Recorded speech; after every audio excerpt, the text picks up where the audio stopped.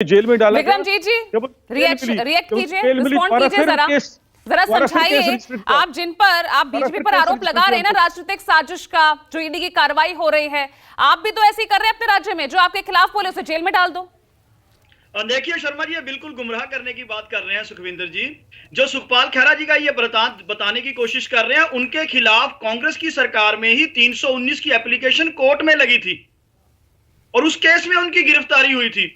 लेकिन उस केस का ये डिफाइन करके जो ईडी, जिसको आप इन्फोर्समेंट डायरेक्टरेट की बजाय अब कहा कीजिएगा इन्फोर्समेंट ऑफ डिक्टेटरशिप एजेंसी, उसके साथ कंपेयर नहीं कर सकते। जहां कोर्ट में 319 की दरखास्त खुद 2017-18 में लगी थी। जेलों में है, मौका दूंगी सुखविंदर जी, मौका दूंगी। इंटरप्ट मत कीजिए, सुन लीजिए।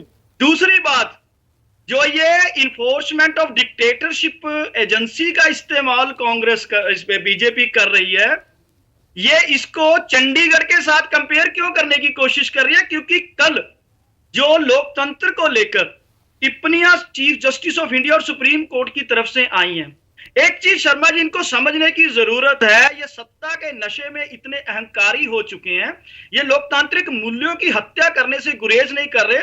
इतना बड़ा देश, इतने बड़े हमारे जो मतदाता हैं, करोड़ों की गिनती में 140 करोड़ की हमारी आबादी है, विभिन्नताएं हैं, अलग अलग भाषाएं, धर्म, जातों के लोग, अलग अलग पार्टियां।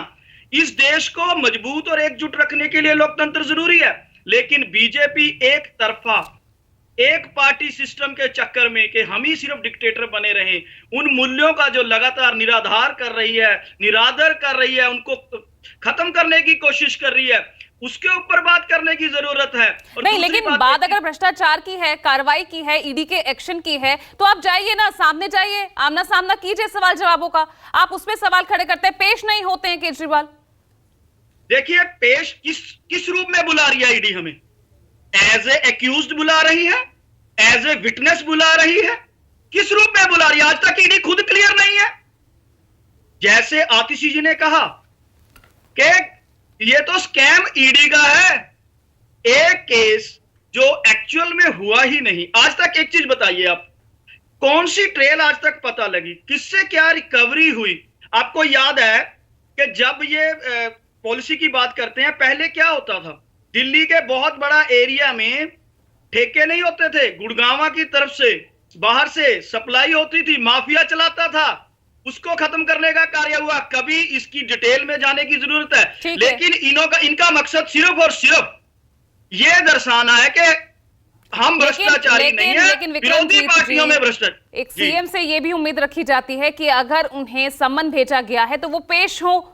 5 सम्मन जा चुके हैं, उसके बाद भी वो पेश नहीं हो रहे हैं, तो ऐसे में ईडी तो एक्शन लेगी। इस सवाल का जवाब मैं आपसे आगे लूंगी।